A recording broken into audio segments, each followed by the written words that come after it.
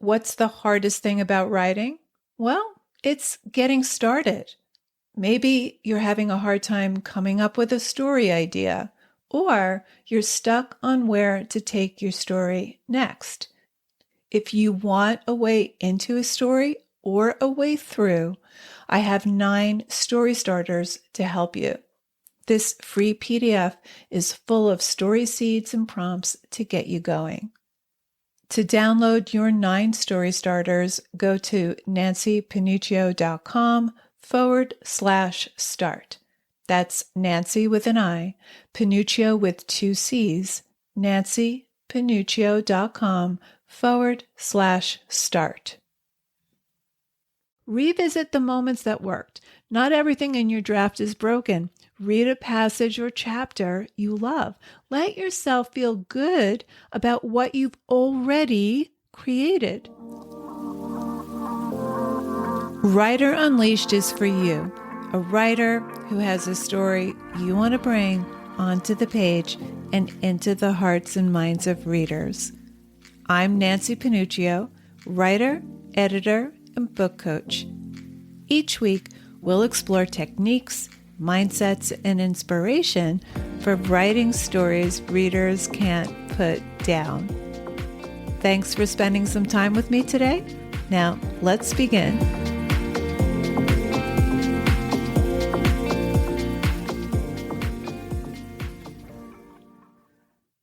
My days are spent helping writers write and revise their stories. But so many writers I talk to, and so many writers who email me, have difficulty finding the time and the energy to create with all of life's responsibilities bearing down on them. And if you think this gets easier once you're published, well, maybe, but not necessarily. Whether you're writing in those spare pockets of time between work, family, and household commitments, or you have all the time in the world, kids are out of the house, you're retired, or you're just able to write full time, you still may need to constantly recommit to and reinvent how you show up to the page. And this is especially true whenever you hit a writing slump. A writing slump is when you lose inspiration and motivation. We've all been there, and every writer hits them from time to time. This can come from burnout, stress, fatigue, or overwhelm. It could be overwhelmed with life's responsibilities or overwhelmed with the sheer volume of material you have for your story. Maybe you know your story isn't working, but you don't know how to make it work. And this can be dispiriting and lead to a slump that's hard to recover from. Either way, you hit a wall and you lose creative momentum. You lose inspiration. And some writers quit their story altogether. They quit writing altogether because they see it as a sign they're not cut out for the writing life. So, if you've been staring at the page or avoiding it altogether, you're not alone. Writing slumps happen to every writer. They're a natural part of the creative cycle. They can sneak up after a burst of momentum, or they can settle in when life gets busy, or when self-doubt creeps in. And then we feel guilty. We beat ourselves up. We layer shame and judgment on top of it. I should be writing. What's wrong with me? What made me think I could write this novel? And then the slump becomes self-perpetuating. It's a no-win cycle. But slumps are never permanent. They're a normal part of the creative process. And today, I'm going to show you how to move through them with 4 practical, compassionate strategies. So here we go. First, acknowledge that slumps are a normal part of the creative process. Stop shaming yourself. Writing slumps are part and parcel of the writing life. So replace guilt or shame with curiosity. What's really going on here? Is it burnout? Is it fear? Is it confusion? Or simply exhaustion? You want to identify the source. Not all slumps are the same, so identify what's driving yours. Is it burnout? Maybe you have too much going on in your life aside from writing. You need rest, not more pressure. Now, rest is not passive. It's active. It's restorative. I say this having a hard time resting myself. And I don't just mean physical rest. I mean mental rest, creative rest. I know that when I'm struggling to create anything, I need to step away and do something else. And that might mean doing the laundry or vacuuming the den. It may mean laying down for 20 minutes. It may mean taking a day off or a week off. Maybe perfectionism is causing the slump. If you find that you always have the urge to rewrite everything before you've even finished the first draft, you probably need permission to not grip it so hard and to write badly. It doesn't have to be stellar right out of the gate. Give yourself permission to write badly. It's okay. It will get better. But first, you have to loosen the grip to be perfect. Maybe you just have lack of clarity about what story you're actually telling. And if that's the case and you find yourself lost and overwhelmed, you just need to reconnect with your story. Once you name the root cause, once you identify the root cause, you're working from more self-awareness and compassion. Okay, here's what to do when you're ready to ease back in. Strategy number 2, try a gentle reboot. Dan Blank, the founder of We Grow Media, who helps writers build their author platforms, suggests using inertia to your advantage. So what does that look like? Even as you struggle to complete your book, you can still manage to work on it consistently, just not at the same speed you were working when you were writing full throttle for maybe hours at a time. For you, that could mean you write only 10 minutes at a time, and that might only be on weekends. It doesn't have to be for long stretches of time, even if the effort is subpar to your standards. You should still acknowledge and celebrate that you're still showing up, even if you're just keeping your writing on life support during this low point. You're still showing up every week. So tiny commitments, 10 minutes, or maybe aim for 1 paragraph. The idea here is to do low stakes writing. It could be free writing for 10 or 20 minutes, but you want to acknowledge that progress isn't always word count. Even if you write for 10 minutes every Saturday and Sunday, you're showing up. That's a win. So ease yourself in slowly with a gentle reboot. Okay, strategy number 3, change locations. Your space affects your mind.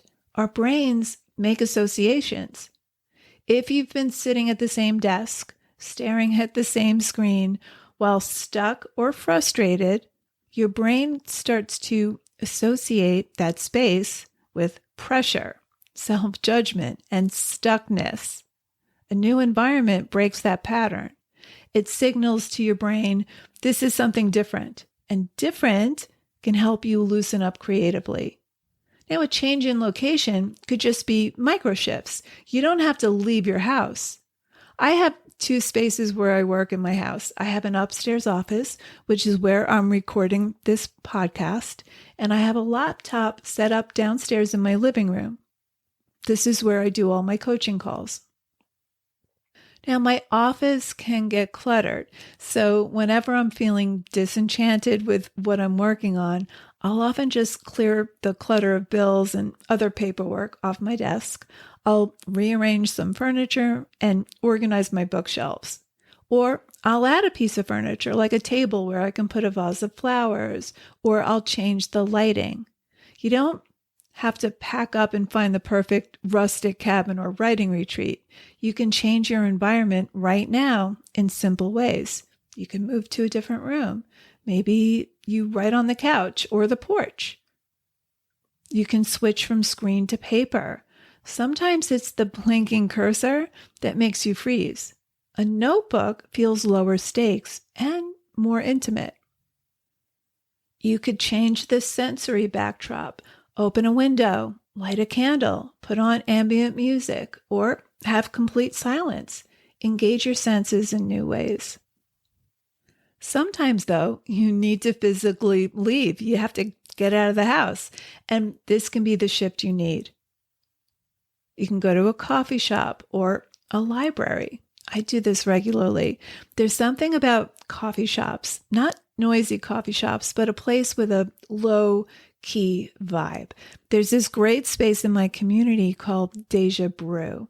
It's a beautiful space. They have a bookshelf of hardcover novels, and they have a room that has couches and chairs and a fireplace in winter. The vibe is relaxing and rejuvenating. And in summer, because it gets way too hot, especially in my office, I like to go work in our local library. It used to be a church, so it still retains that peaceful, high-ceilinged ambiance. There's stained glass windows, it's air-conditioned, which I love in the summer, and I'm surrounded by books. So what more can you ask for? Often the soft hum of people around you can make writing feel communal rather than isolating. Maybe you go outdoors. You take your laptop to a park or your backyard. I like to bring my laptop or my notebook and work on my backyard deck. Or I go to my local arboretum and I work in the gazebo. I also find that when I travel to a new country, the creative surge I get is almost more than I can bear. It's a great way to get out of a slump. Think of it as a no-pressure writing date. Bring your notebook to a new place and just observe. Jot down sensory details, snippets of conversation. There's no pressure to work on the novel. Just reawaken your writer's attention. You're always writing, even when you're not. Part of being a writer is to pay attention. So keeping a journal or notebook is a no-pressure way to stay in touch with or reactivate your writing impulses. Sometimes it's not about location at all. It's about breaking the association with, I have to write something good right now. A new place gives you permission to play again. Okay, on to strategy number 4. Reconnect to your work, but not with pressure, not with, okay, I have to figure this out right now. It's more like, what drew me here in the first place? Because here's what happens in a slump. You lose touch with that original spark you had. When you started, you had a reason. Maybe it was a vivid image or scene you couldn't shake. Maybe it was a question you were wrestling with about human nature or about your own life. Maybe it was simply a character who felt alive and interesting to you. But once the writing gets hard, and it always does, that original spark can feel distant, if not totally absent. You're no longer thinking about discovery. You're thinking about getting through it, about fixing plot holes, about revising that messy middle. And that's natural. But if you want to get out of the slump, you need to shift the way you're thinking about your story. Here are a few things you might try. First, go back to your earliest notes or free writes when this idea first came alive for you. Look for what grabbed you. What was exciting about this story? See if that thread still pulls at you. Next, ask yourself, what am I trying to figure out through this story? Stories aren't just about plots and characters, they're about questions we care about. And the act of writing is often about searching for those answers. So get curious again. What questions are woven into your story? What does this story help you explore or understand? This is admittedly easier once you've stepped away from and taken a rest, whether that's a day, a week, or 6 weeks. You want to get back in touch with the original impetus that drove you to write this story in the first place. It's so easy to lose touch with that original spark, especially when the writing feels hard or you're not having fun with it anymore. So what was your original inspiration? Reach back to when the idea first came to you. Your story matters to you, otherwise you wouldn't have started writing it. So what are you trying to figure out with this piece of writing? By the time you hit a slump, the story often feels heavy. It becomes a puzzle to solve, a burden to finish. It's easy to lose sight of the why beneath the what.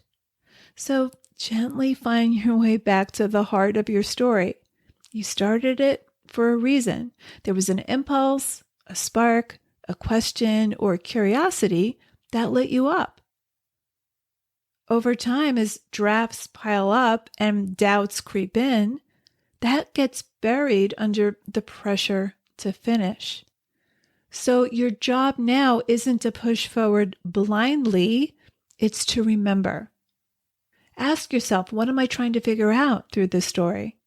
All good stories are, at some level, personal. Even if they don't reflect your life literally, they reflect your questions about people, about the world, or yourself. Revisit the moments that worked. Not everything in your draft is broken. Read a passage or chapter you love. Let yourself feel good about what you've already created. Confidence comes from remembering you can do this. Confidence doesn't come from getting it right. It comes from saying, I can figure this out. So you want to engage with your story in a different way. Okay, so let's bring this all together.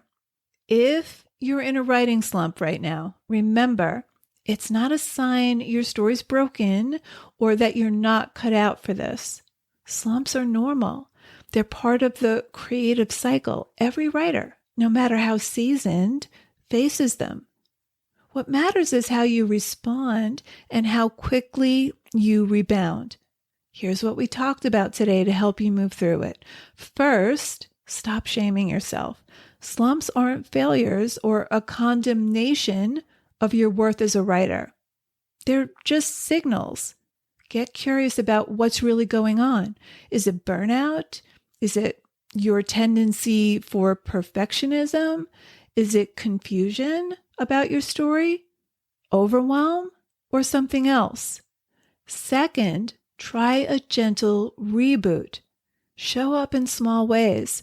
10 minutes, 1 paragraph. Do it consistently. Consistency, even in small doses, rebuilds momentum. Third, change locations. Break the association with your stuck space. Try micro shifts at home or head somewhere new to spark fresh energy and perspective. And fourth, reconnect with your story. Return to your original spark. What drew you to this idea? What are you trying to explore or figure out?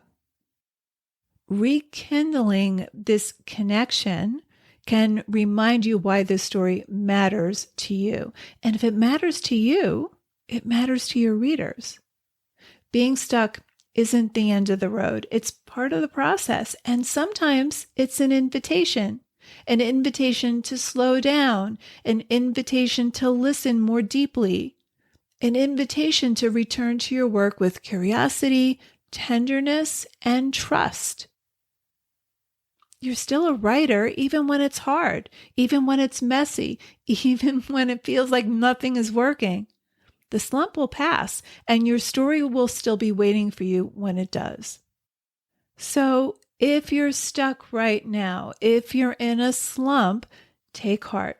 Stay curious, be kind to yourself, and keep showing up, even if showing up today looks like resting. So there you have it. Thanks for hanging out with me today. If you know any writers who need some support in their writing, please share this episode or the Writer Unleashed podcast in general. And if you love what you're listening to, subscribe on your favorite listening platform. And if you're listening on Apple, please leave me a review. Reading how this podcast impacts your writing truly lights me up and helps me create topics for the show. Till next time, keep writing, and I'll talk to you soon.